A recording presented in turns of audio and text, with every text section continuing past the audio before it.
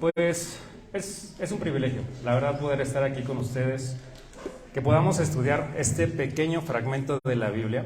Y la verdad es que a broma, de repente platicando con Gama o con Rolando, les decimos, oye, ¿de qué voy a predicar de este capítulo? No hay fragmentos de repente en la Biblia que dices, ¿y esto por qué? ¿Por qué está aquí?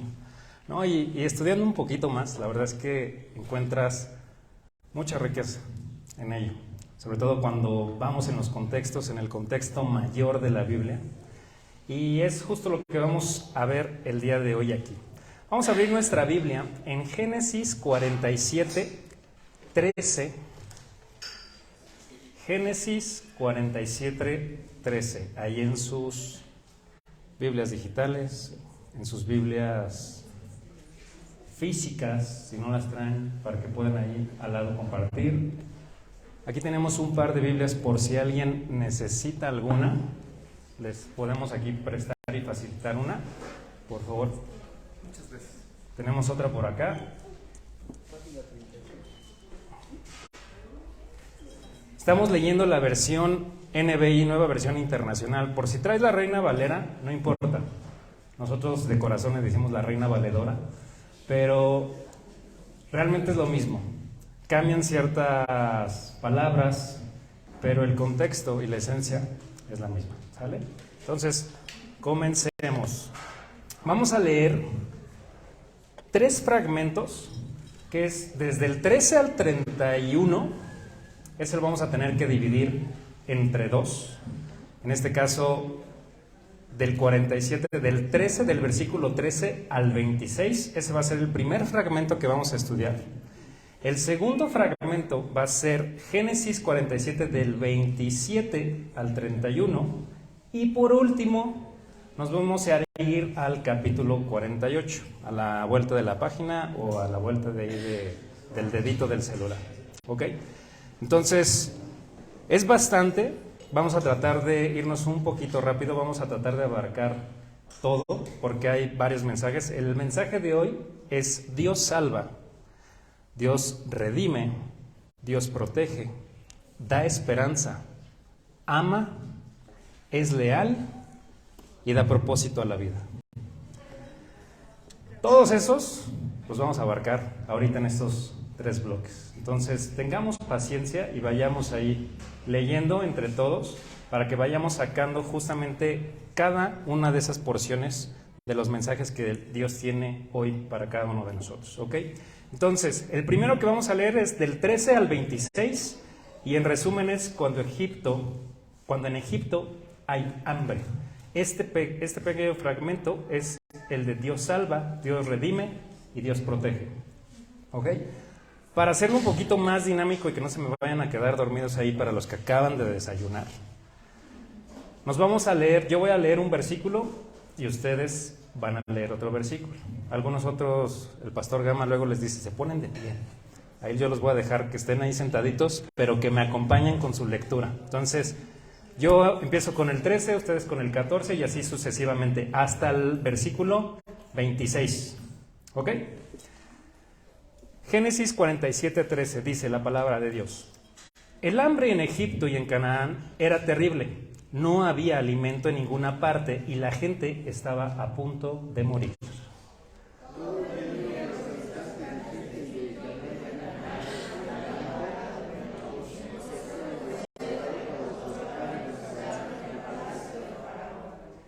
Cuando a egipcios y cananeos se les acabó el dinero, los egipcios fueron a ver a José y reclamaron: denos de comer, ¿hemos de morir en su presencia solo porque no tenemos más dinero?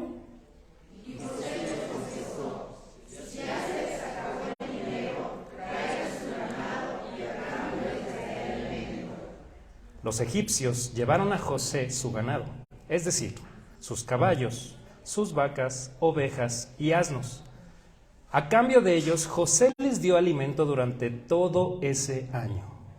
Al año siguiente, José: Señor, no podemos ocultar el hecho de que ya no tenemos más dinero y de que todo nuestro ganado ya es suyo. Ya no tenemos nada que ofrecerte, ni nosotros nuestros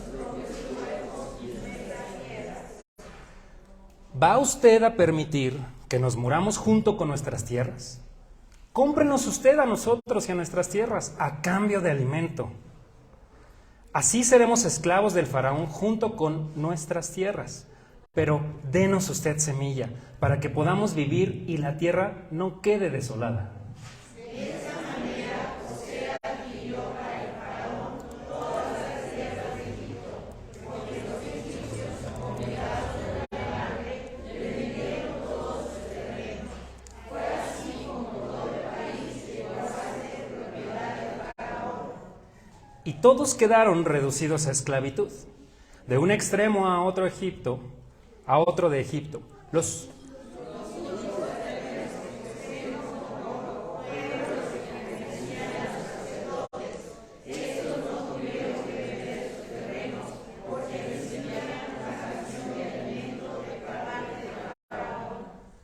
Luego José informó al pueblo: desde ahora ustedes y sus tierras pertenecen al faraón, porque yo los he comprado. Aquí tienen semilla, siembren la tierra.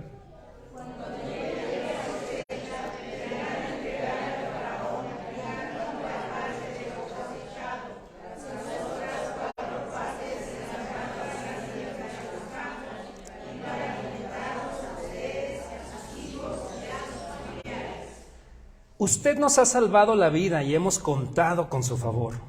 Respondieron ellos: seremos esclavos del faraón.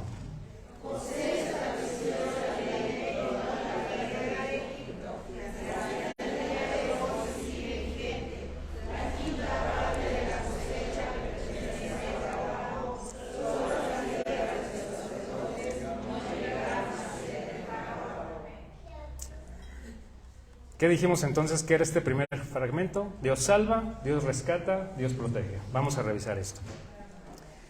Personajes. ¿Quién está ahí? José. José, acuérdense, el significado es Él aumentará o Dios aumentará, ¿no? Está el faraón, están los egipcios y están los cananeos, ¿ok? Un resumen general, rápido. Hambruna en Egipto, ¿no? Vemos ahí rápidamente. La tierra estaba por quedarse desolada a falta de la semilla.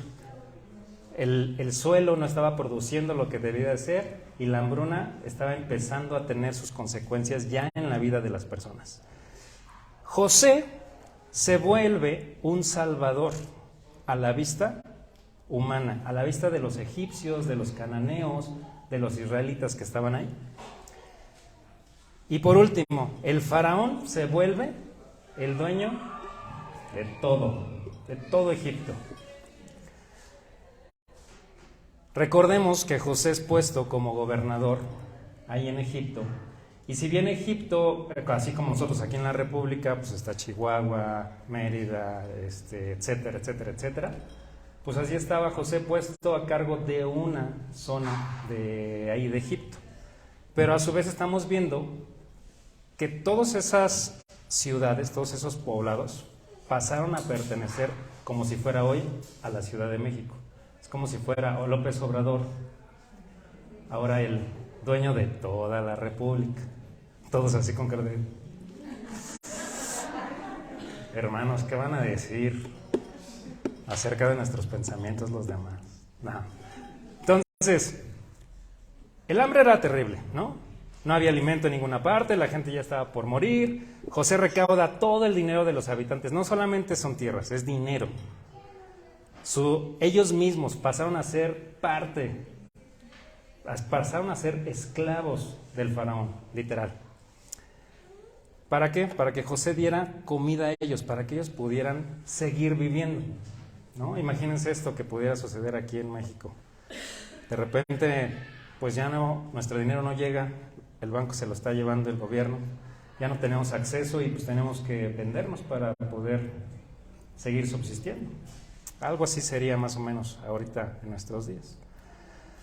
Todo el país de Egipto se vuelve su propiedad, los únicos terrenos exentos fueron los de los sacerdotes porque el faraón les daba la porción de comida.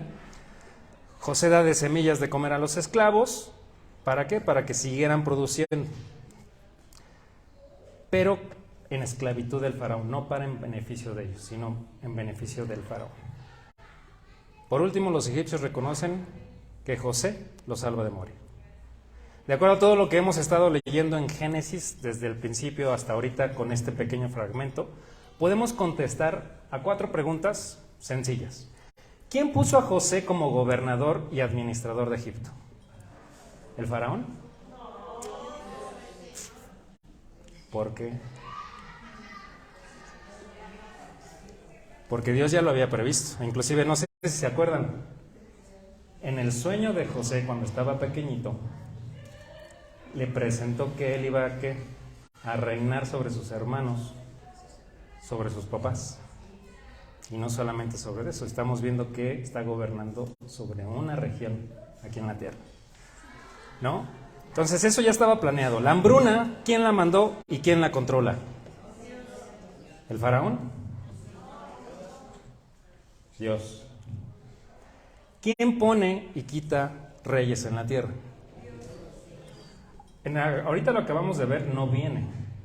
Si a simple vista, si ahorita leemos estos versículos, lo que acabamos de leer no dice quién es el que pone y quita reyes. Pero haciendo un estudio un poquito más profundo, podemos encontrar, por decir, Daniel 2:21. Él muda los tiempos y las edades, quita reyes y pone reyes, da la sabiduría a los sabios y la ciencia a los entendidos. No sé si se acuerdan, en los próximos domingos vamos a estudiar Daniel y ahí vamos a ver cómo Dios le deja saber al rey de Babilonia, en este caso Nabucodonosor, que él es el que lo pone ahí. Toda la gloria que ese rey tiene, la tiene gracias a Dios. Y entonces ahorita nos damos cuenta que el faraón está puesto por Dios, José está puesto por Dios. ¿Quién es dueño de todo? Dios. Deuteronomio 10:14. He aquí que el Señor tu Dios pertenece a los cielos y los cielos de los cielos, y la tierra y todo lo que hay en ella. Salmo 24:1.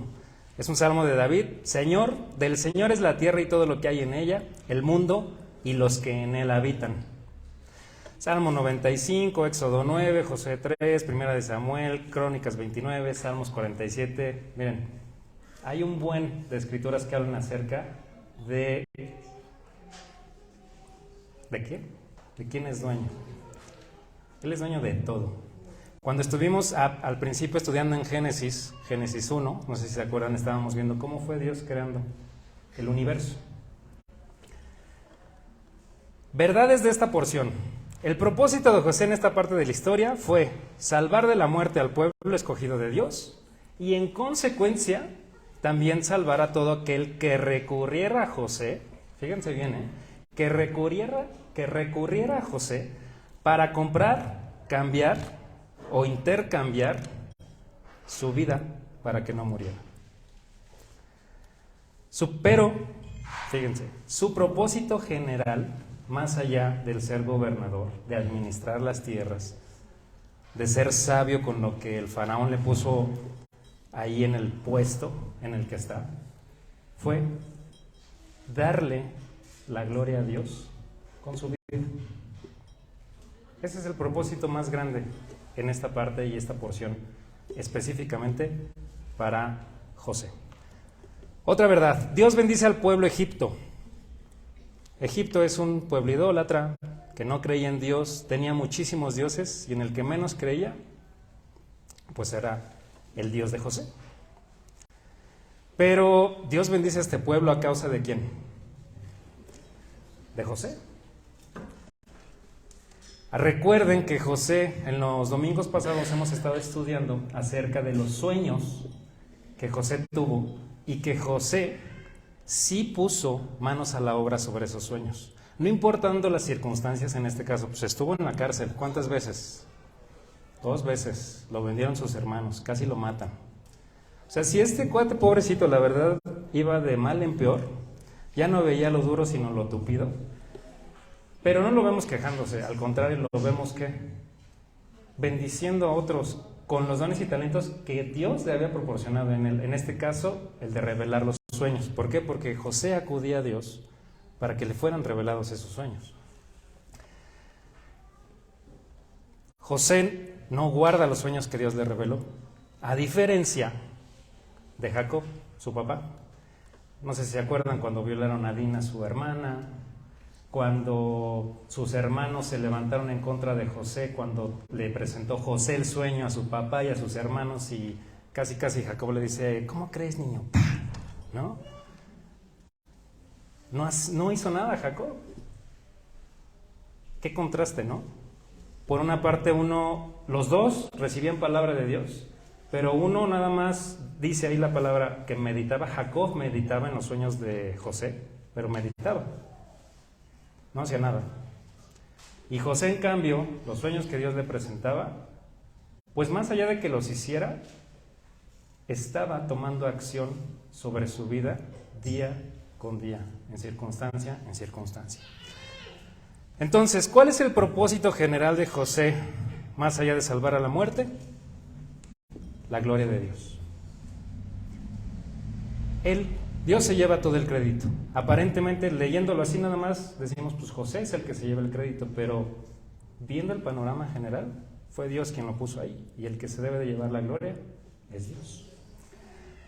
Bueno, ¿de qué manera podemos vivir el propósito de Dios para nuestras vidas? Primero, entendiendo cuál es el sentido más amplio de esto, lo acabamos de ver. Es darle gloria a Dios con nuestras vidas, en un sentido práctico, ¿cómo sería? ¿Alguien? Rápido, entendiendo su palabra. ¿La palabra de quién? La palabra de Dios. Pero la palabra de Dios es muy práctica, ¿eh? O sea, la verdad es que no se anda con, pues ahí medio búscale, medio entiéndele, te dice, perdona, ¿hasta cuántas veces, Señor? 70 veces 7. Pero es que me lo volvió a hacer 70 veces 7. Y duele. Otra parte de la palabra de Dios nos manda amar a Dios por sobre todas las cosas y a nuestro prójimo como a nosotros mismos. Esto lo podemos ver en Mateo 16:24. Luego Jesús dijo a sus discípulos, si alguien quiere ser mi discípulo, que se niegue a sí mismo, tome su cruz y ¿qué? Me siga. Y después en Mateo 22:36-40, Maestro, ¿cuál es el mandamiento más importante de la ley? Ama al Señor tu Dios con todo tu corazón, con toda tu alma, con toda tu mente, respondió Jesús. Este es el primero y el más importante de los mandamientos. El segundo se parece a este. Ama a tu prójimo como a ti mismo. De estos dos mandamientos depende toda la ley y los profetas. Entonces, ¿cómo podemos darle la gloria a Dios? Amando a Dios, amando a nuestro prójimo como si fuéramos nosotros mismos. Efectos prácticos. Vamos a seguir leyendo. Acabamos de terminar la parte de Génesis 47, 13 al 26, que Dios salva, Dios rescata, Dios protege. Ahora vámonos al versículo 27. La misma dinámica. Yo empiezo, ustedes contestan con el otro versículo. La palabra de Dios dice, Génesis 47, 27. Los israelitas se asentaron en Egipto, en la región de Gosén. Ahí adquirieron propiedades, fueron fecundos y llegaron a ser muy numerosos.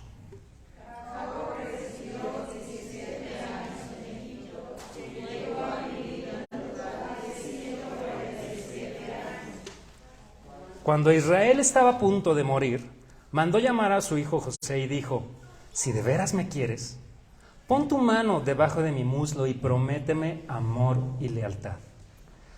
Por favor, no me entierres en Egipto.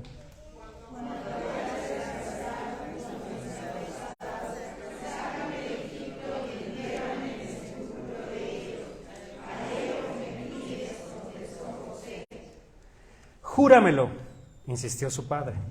José se lo juró e Israel se reclinó sobre la cabecera de la cama.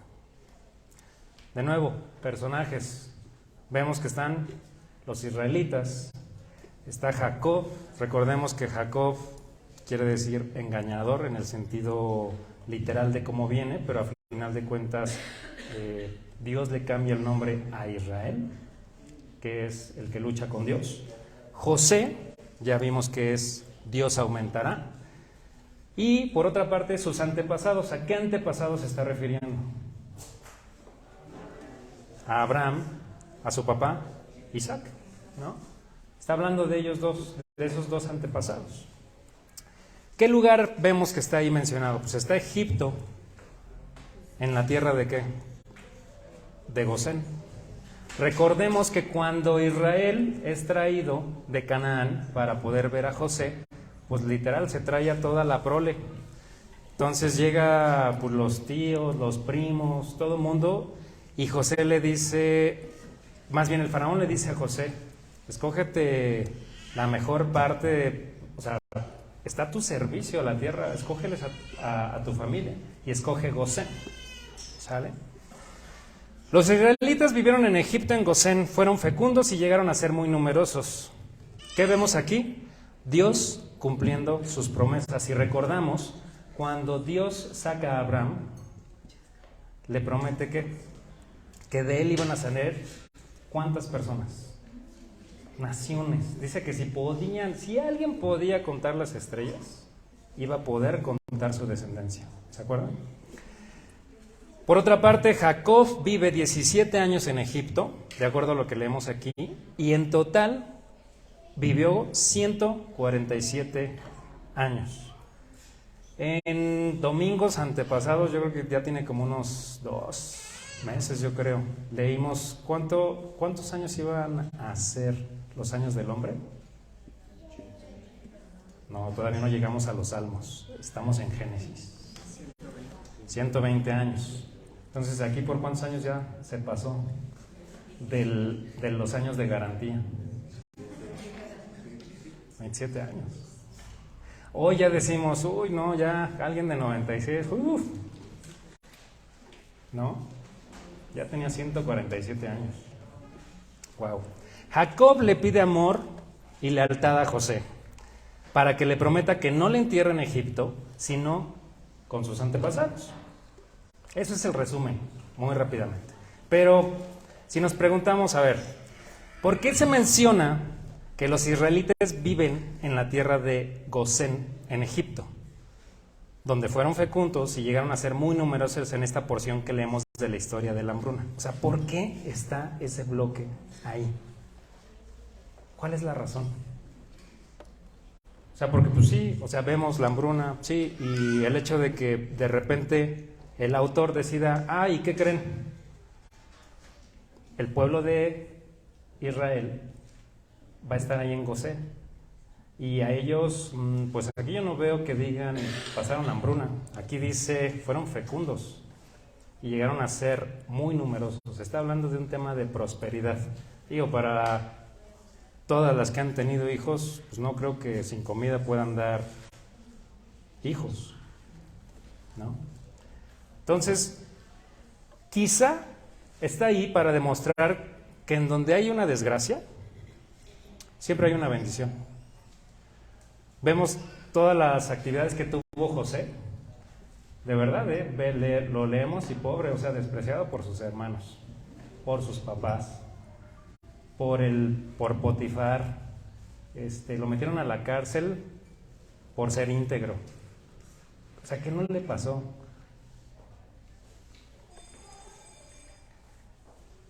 Dios da vida a través de la vida de José. José podemos ver que es un símil de Jesús. Jesús es un salvador. José fue un salvador. Gosén, en el sentido de la historia para el pueblo de Israel aquí, es un lugar de refugio y protección. ¿Cómo nos damos cuenta de esto? Génesis 45:10, hace 2 domingos leímos esto, dice, Dios le habla a Jacob, habitarás en la tierra de Gosén y estarás cerca de mí, tú y tus hijos, los hijos de tus hijos, tus ovejas y tus vacas y todo lo que tienes. Lugar de refugio y protección. También funciona como un lugar de bendición y de prosperidad. Lo acabamos de leer ahorita, Génesis 47:27. Pero también funciona como un lugar de separación. Leemos lo siguiente en Génesis 46:34. Para que digas a los moradores de esta tierra, hemos venido a morar en la tierra, porque tus siervos no han tenido pasto para sus rebaños, porque el hambre es severa en la tierra de Canaán. Por tanto, te ruego que ahora habiten tus siervos en la tierra de Gosén. O ¿Se acuerdan que los faraones despreciaban el pastoreo? No podían estar prácticamente, era denigrante para los egipcios el pastoreo. Bueno, pues Dios utilizó esa parte cultural también para separar el pueblo egipcio del pueblo escogido de Dios. De manera similar, Dios provee un lugar de refugio para sus hijos hoy en día. En nuestras vidas podemos enfrentar pruebas, tribulaciones, dificultades, pero podemos encontrar consuelo en el conocimiento de Dios, que es nuestro refugio, nuestra fortaleza, como lo menciona Salmo 91, 2. A medida que confiemos en Dios, Él nos guiará a través de las tormentas que tenemos en nuestro día a día. Y Él promete protegernos también a la sombra de sus alas, citando un salmo. El deseo de Dios para sus hijos no es solo protegerlos del daño, sino también bendecirlos abundantemente. Como cristianos podemos confiar en que el Señor tiene buenos planes para nosotros, planes para prosperarnos y no hacernos daño, planes para darnos esperanza y un futuro. A medida que nos sometemos a la voluntad de Dios y obedecemos sus mandamientos, podemos experimentar su plenitud. Como creyentes, si realmente decimos que creemos en Dios, nosotros también estamos llamados a ser apartados del mundo y de todo mal. ¿Recuerdan una oración de Jesús? Dice, no te pido que los quites del mundo, sino guárdalos del mal. Esa es una promesa. Aquí estamos viendo que Dios le promete a Abraham y Dios cumple su palabra. Y a veces olvidamos esas promesas que están ahí en la palabra, que son para nosotros, no como estas que estamos viendo ahorita aquí, porque estas son específicas para el pueblo de Israel, pero en consecuencia sí hay una bendición de esto hacia nosotros. Ahorita lo vamos a ver. Pero muchas veces olvidamos esas promesas y estamos en la situación, en el dolor. Ay, Señor, no me marcan del trabajo. Chin, ya me hicieron un fraude. Ya perdí.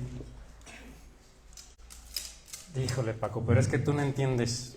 Él me golpea. Hay muchas, o sea, pónganle la que quieran, pónganle nombre de la situación que queramos. ¿Por qué condiciona el favor de José con amor y lealtad? Esa es otra pregunta. Jacob le dice, si me quieres, ¿qué? ¿Qué?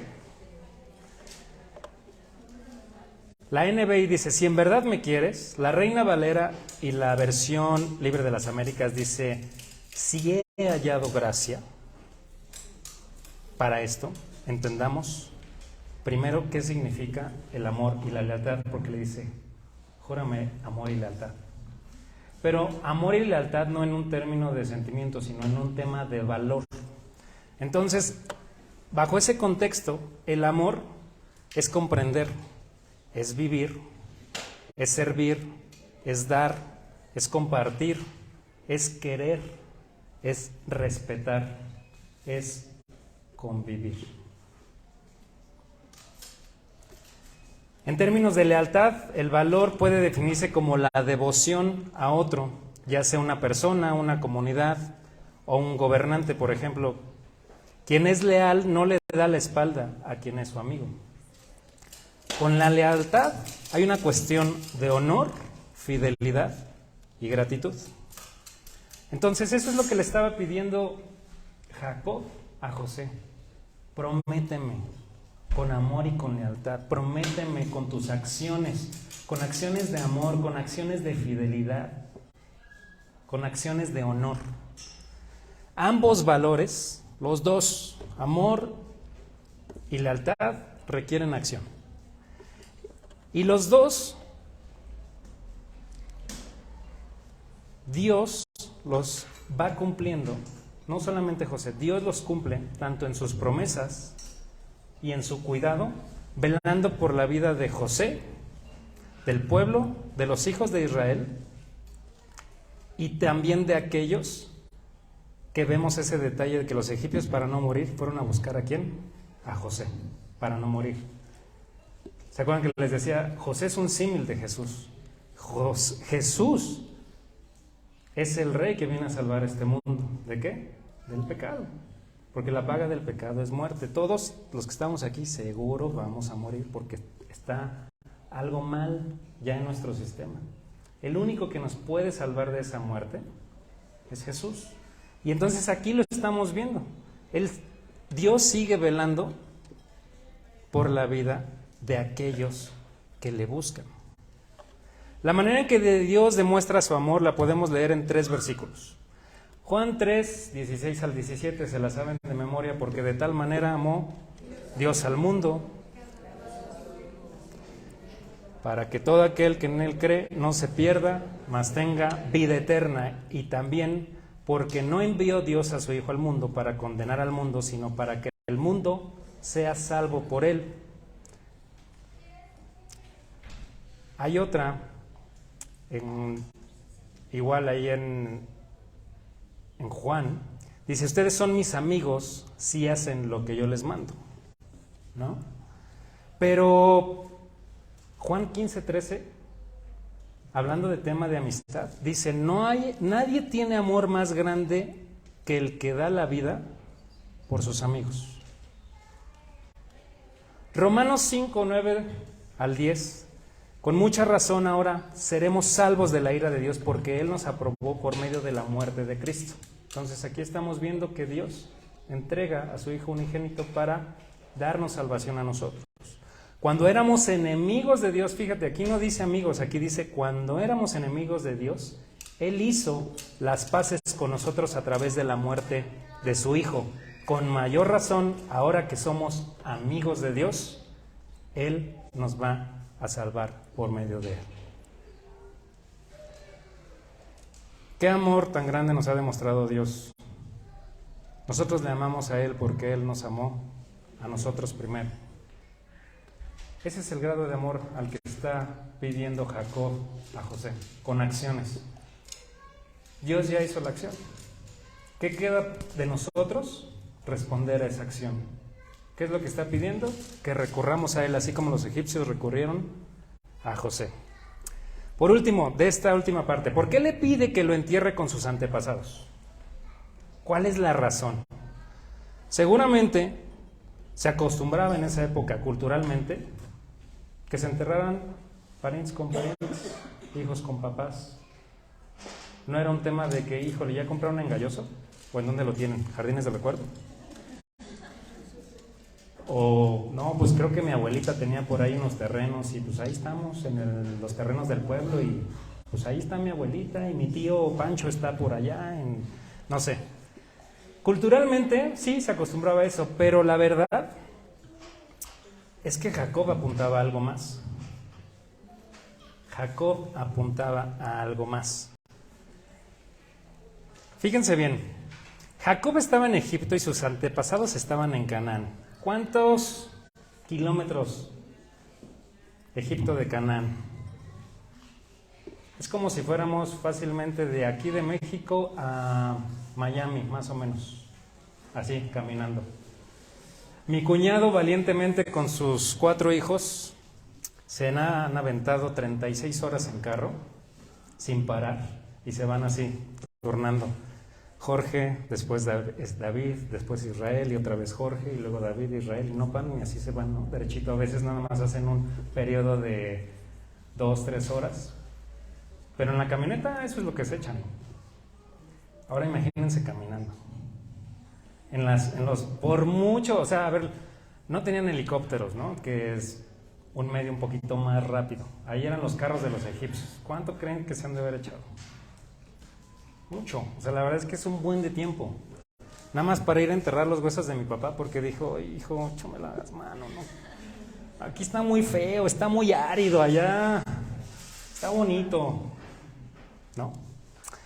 Jacob también pensaba en una esperanza después de esta vida. Y aunque no lo menciona directamente, lo que está apuntalando es que, aquí no lo vamos a leer hoy, pero el próximo domingo sí lo van a estudiar en el 49, en el capítulo 49, cuando dice que cuando muere Jacob, o en este caso Israel, va a reunirse con sus antepasados. Eso es una doctrina de la resurrección. No la vamos a estudiar, porque es muy extensa, pero quiero que vean que él en ese momento ya estaba apuntando a que Dios los iba a levantar de los muertos. Génesis 48, sigamos leyendo ahora sí. Ya concluimos desde el 13 al 20, ¿qué? Al 31. Acabamos de ver que Dios protege, que Dios ama y que Dios es leal. ¿Ok? Por último, vámonos a Génesis 48, en donde Dios da propósito a la vida. ¿Ok? Ese es el mensaje de ese fragmento. Dios da propósito a la vida. Voy a empezar con el 48, ustedes con el 49 y nos vamos así sucesivamente. ¿Ok? Perdónenme, versículo yo 1, ustedes el 2. Sí.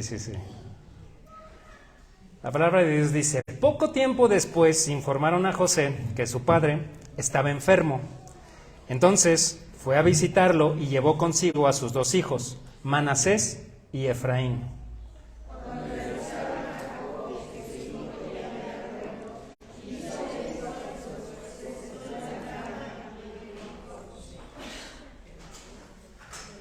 Y dijo a José: el Dios Todopoderoso se me apareció en luz en la tierra de Canaán y me bendijo.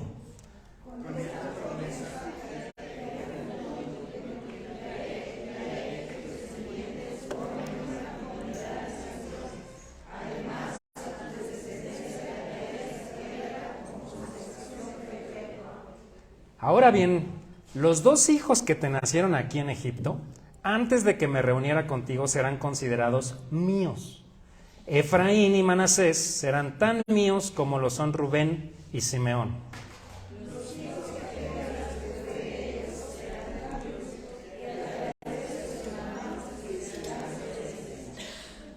Cuando yo regresaba de Padán, se me murió Raquel cerca de Efrata, en tierra de Canaán, y ahí la sepulté junto al camino de Efrata, es decir, Belén.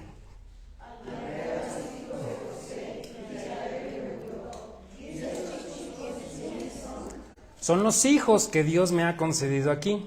Respondió José a su padre. Entonces Israel dijo: acércalos, por favor, para que les dé mi bendición.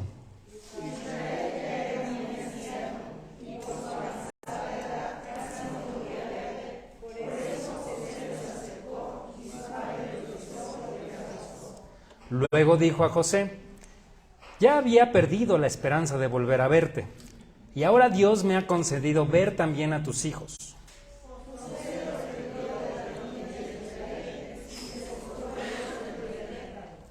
Luego tomó a sus 2 hijos, a Efraín con la derecha y a Manasés con la izquierda, y se los presentó a su padre. De esta manera Efraín quedó a la izquierda de Israel y Manasés a su derecha.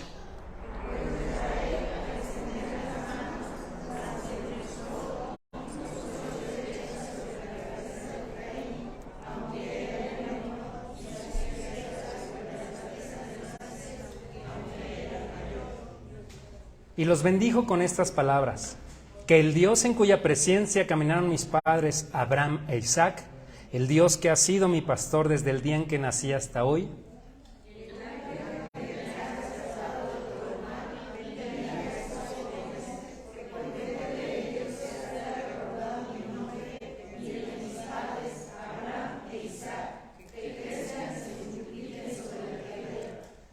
a José no le agradó ver que su padre pusiera su mano derecha sobre la cabeza de Efraín. Así que tomando la mano de su padre, la pasó de la cabeza de Efraín a la de Manasés.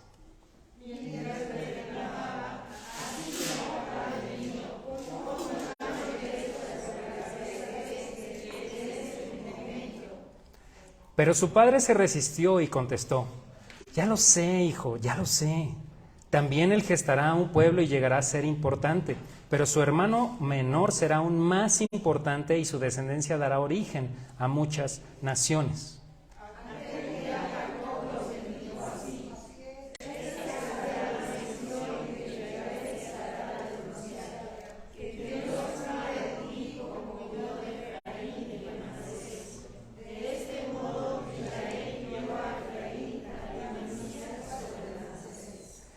Finalmente, Israel dijo a José: yo estoy a punto de morir, pero Dios estará con ustedes y los hará volver en la tierra de sus antepasados.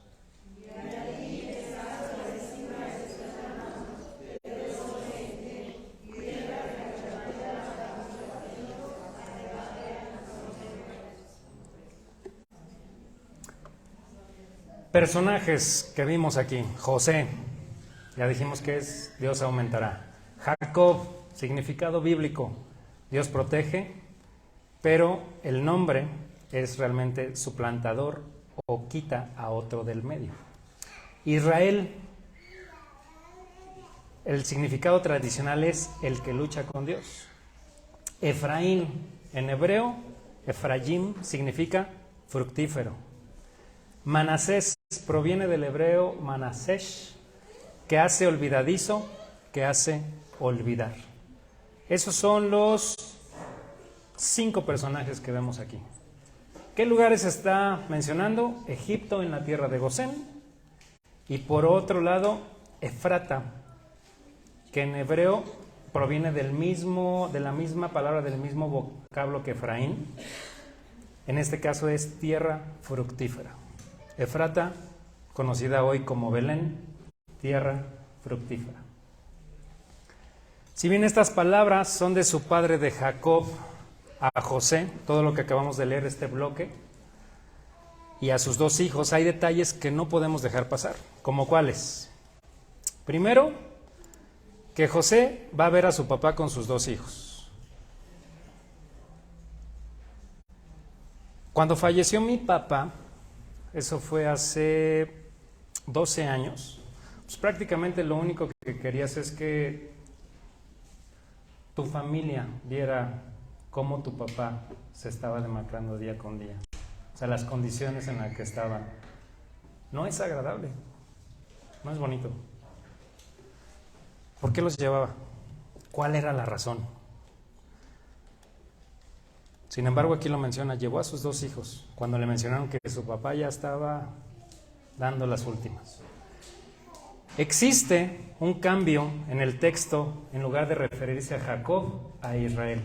En el versículo 48:1 vemos que el texto se refiere como Jacob, y tan pronto entra en el versículo 2, se refiere a la misma persona, pero ya en el contexto de que Dios le cambió el nombre como Israel, como el hombre de esa promesa. 3. Jacob no recibe a José. El que lo recibe, ¿quién es? Israel, el de la promesa. No estamos leyendo Jacob hizo un esfuerzo, no. Literalmente, ¿qué dice? Israel hace un esfuerzo para levantarse y recibir a José. Israel le recuerda y le menciona la promesa que Dios le dio acerca de las promesas de sus generaciones. Está haciendo una referencia a una promesa de Génesis 35, hace más de 20, 25 años, más todavía.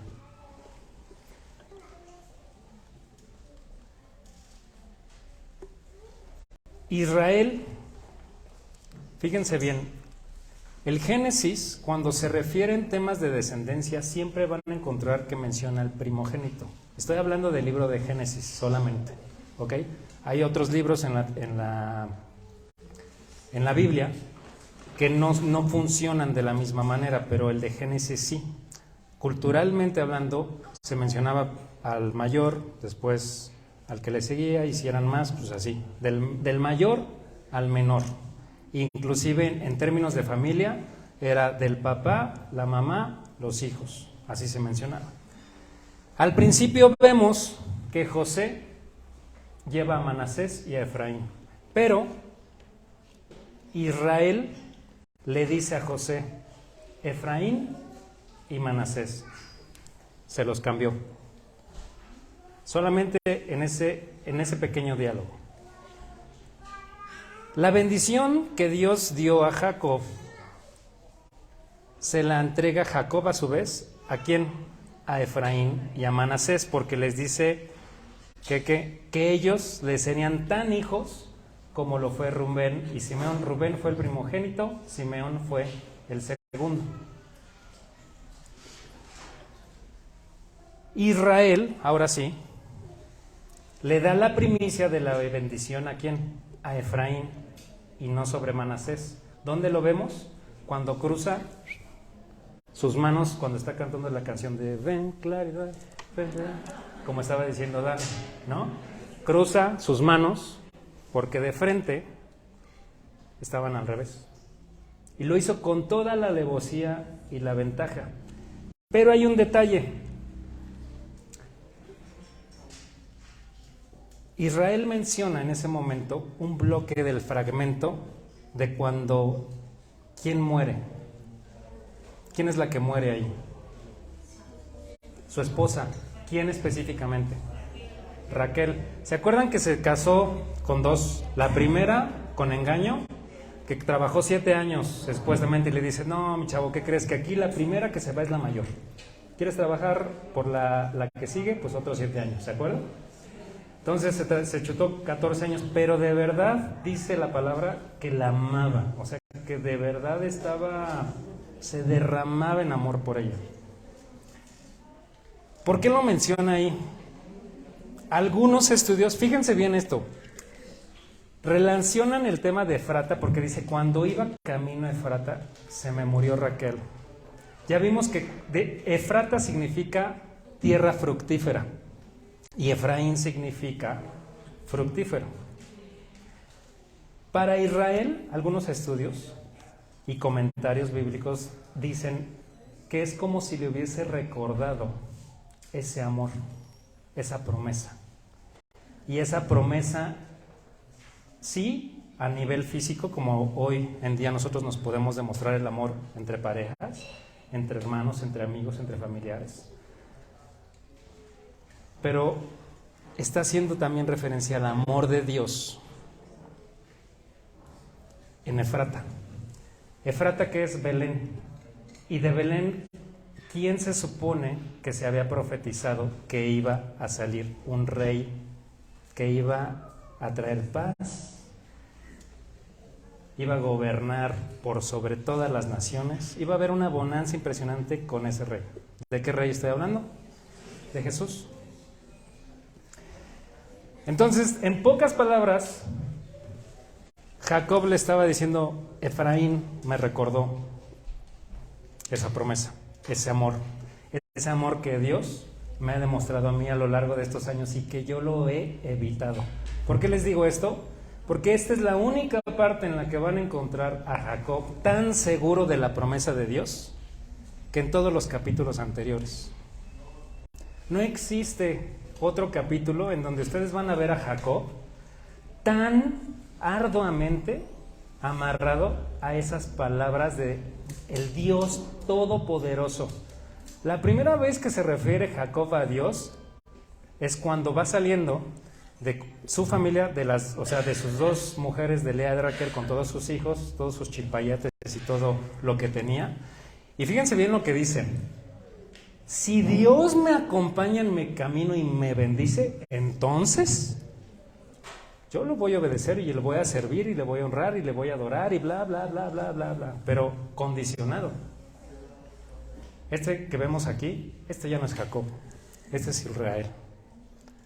El que realmente recibió la promesa, el que realmente escuchó la palabra de Dios, el que realmente atendió a lo que Dios le estaba hablando.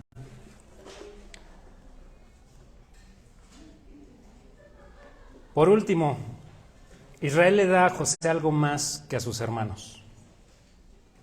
Un extra. ¿Qué es eso? Bueno, ¿qué verdades podemos ver aquí? Dios bendice la vida de Jacob, Dios bendice la vida de José, Dios bendice la vida de Efraín y Manasés con la promesa de Jacob. La bendición de la primogenitura la da Dios.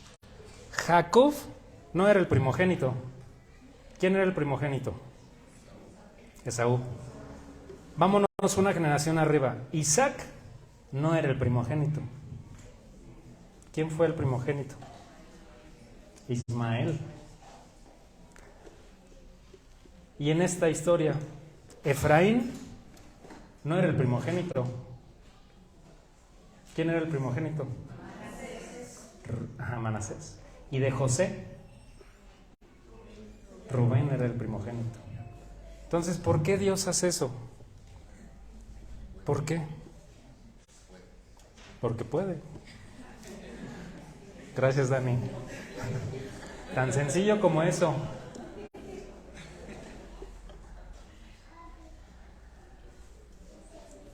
Realmente, cuando vemos que los papás bendicen a los hijos, y específicamente en el Génesis, los que se llevaban la mayor bendición eran los primogénitos. Pero Dios decide a quién, más allá de darle la primogenitura o darle ese valor, veámoslo, ¿quién decide voltear a ver a Dios y recibir esa promesa? Jacob. Esaú la despreció por un plato de lentejas. Rubén la despreció porque aparte se acostó con ¿con quién? Alguien de su papá, con la concubina de su papá. Dios decide a quién le da la bendición y más allá de quién decide es nosotros. Si realmente lo escuchamos y estamos atentos a su palabra, recibimos esas palabras. Ya leímos hace ratito cómo se demuestra el amor, dando la vida por los amigos. Él ya lo hizo. Ama a tu prójimo como a ti mismo. Ámalo, a tu enemigo. Ese jefe que me tiene trabajando 14, 15 horas, ese jefe.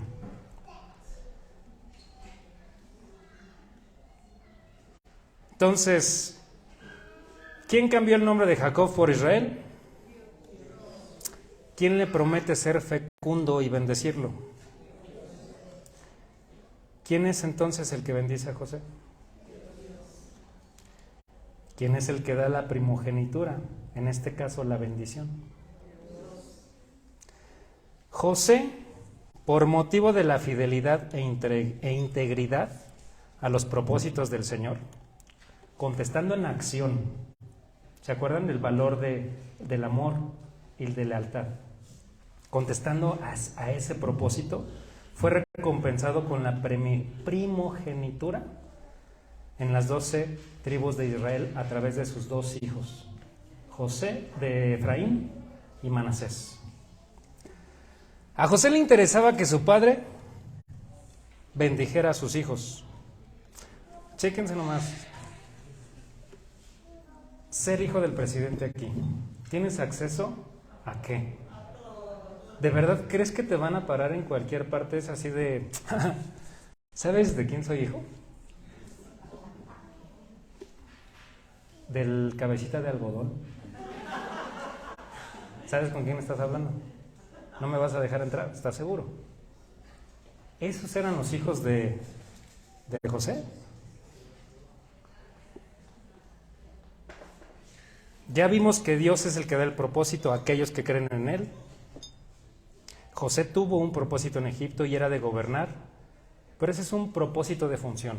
Su propósito mayor fue darle la gloria y la honra a Dios con su vida en cualquier circunstancia. José busca la bendición de Dios. Él puso manos a la obra sobre el propósito mayor en Dios. ¿Cómo? Bendiciendo a los demás con sus talentos. ¿Qué talentos tienes? ¿Para qué eres bueno? Oye, Paco, pues yo soy bueno para saltar la reata. Pues está bien. Pónganos a hacer ejercicio a los que no estamos haciendo ejercicio. Oye, soy bueno para configurar aparatos. Oye, pues es que en casa tengo un problema. Hermano, bienvenido. Hay un propósito más grande que el solamente estar en el trabajo, que el solamente estar pasando el tiempo, que solamente ser empleados, gerentes, directores, dueños, la función que estemos desempeñando en la vida, que ser hijos, que ser papás. Tu vida, escucha bien, no está anclada a tu trabajo, ni a tu estatus, ni a las pertenencias que tengas, mucho menos al conocimiento. Si tienes padres, si eres huérfano, o si te quieren, o si no te quieren, si te valoran o no te valoran, tú no estás anclado a eso, porque tu vida tiene un propósito más alto, y es darle gloria a Dios en todo lo que haces. Cuando le damos gloria a Dios en todo lo que hacemos, nuestra vida tiene sentido, y nuestra vida tiene un valor, no aquí, delante de Dios. Como lo acabamos de ver con la vida de José, y lo acabamos de ver con la vida de Jacob. Jacob no vio por completo esa promesa, y José sí vio cumplidas las promesas de Dios en su vida. Los sueños que tuvo José sí los vio cumplidos en vida. Jacob no, Jacob los despreció. Vemos dos actitudes ahí, bien claras acerca de recibir ese propósito de Dios. ¿Cómo damos gloria a Dios con nuestras vidas? Obedeciéndolo. ¿Qué es eso? En forma práctica, en nuestro día a día. Que mostremos con nuestras acciones que la salvación de nuestra muerte en esta vida viene de Dios. Que le digamos al mundo con nuestras acciones que sí es verdad, que nosotros morimos no por un efecto natural o por efecto de oxidación, por aquello de los biólogos. La verdad es que la paga del pecado es muerte. Esa es la razón por la que morimos. Pero la dádiva de Dios es vida en abundante y una vida eterna. La vida eterna la mencionan Jesús cuando le dice: la vida eterna es que te conozcan a ti, al único Dios verdadero, y que crean en mí. Esa es la vida eterna.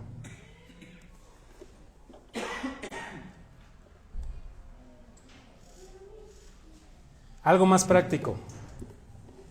¿Cómo podemos hacerlo? ¿Cómo podemos honrar a Dios? ¿Se acuerdan qué tuvieron que hacer los egipcios ya que no tenían dinero?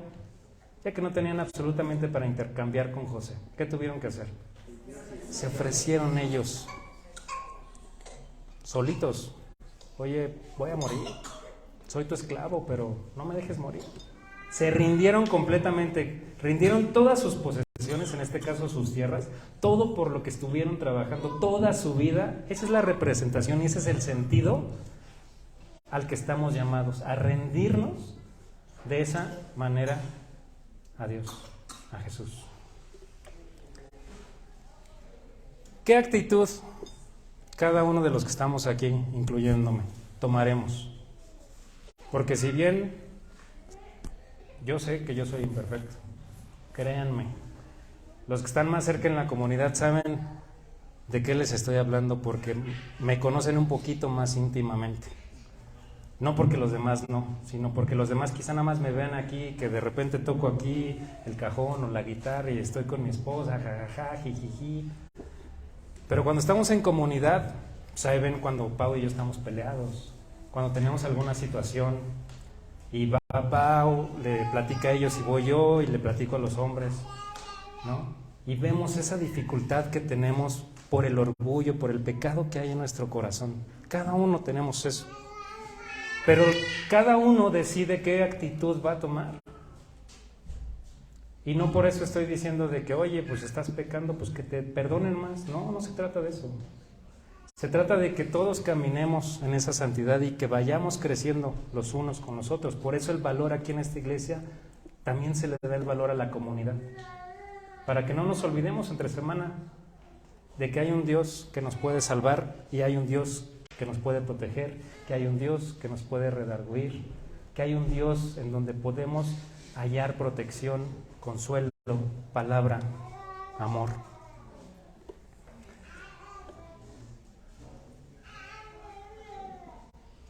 José es el salvador para Egipto y Canaán en la historia que acabamos de leer, pero Jesús es el salvador para toda la humanidad Pero depende de cada uno de nosotros rendirnos y entregar todo nuestro ser para ser rescatados.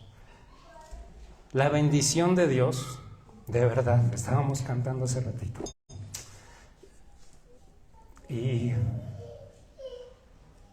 te hace ser amado. No importa lo que hagas.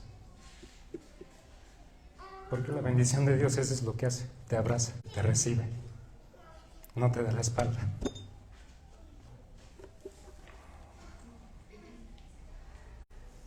En muchas ocasiones nosotros decidimos buscar nuestra propia bendición con nuestras propias fuerzas, con nuestro propio esfuerzo. Con esto termino. En resumen, el título, como se los platiqué, es Dios salva, Dios redime, Dios protege, Dios da esperanza, Dios ama, Dios es leal y Dios le da propósito a nuestra vida. Romanos 5, 6, 11 dice lo siguiente: porque Cristo, cuando aún éramos débiles, a su tiempo murió por los impíos. Ciertamente apenas morirá alguno por un justo, con todo, pudiera ser que alguno osara morir por el bueno. Mas Dios muestra su amor para con nosotros, en que siendo aún pecadores, Cristo murió por nosotros. Pues mucho más, estando ya justificados en su sangre, por él seremos salvos de la ira. Porque si siendo enemigos fuimos reconciliados con Dios por la muerte de su Hijo, mucho más, estando reconciliados, seremos salvos por su vida. Y no solo esto, sino que también nos gloriamos en Dios por el Señor nuestro Jesucristo, por quien hemos recibido ahora la reconciliación. Rindámonos delante de aquel que nos puede salvar de esta vida y compartámoslo con aquellos que no lo conocen. Oremos. Señor, te damos gracias, Padre, por la palabra que pones a nuestro corazón el día de hoy. Gracias, Dios, por que tú eres suficiente. Tú eres suficiente, Señor, y sabemos y reconocemos que nosotros lo hemos dejado pasar. Pero hoy nos damos cuenta, Señor, que tú tienes los brazos abiertos para recibirnos, para estar arraigados en ti, Señor, para que estemos fundamentados en ese amor, en esa lealtad que solamente proviene de ti, Señor, y de nadie más. Que nuestro valor no viene por lo que somos, sino nuestro valor viene porque tú nos amaste a nosotros. Gracias, Dios, te damos en esta mañana, en el nombre de Cristo Jesús. Amén.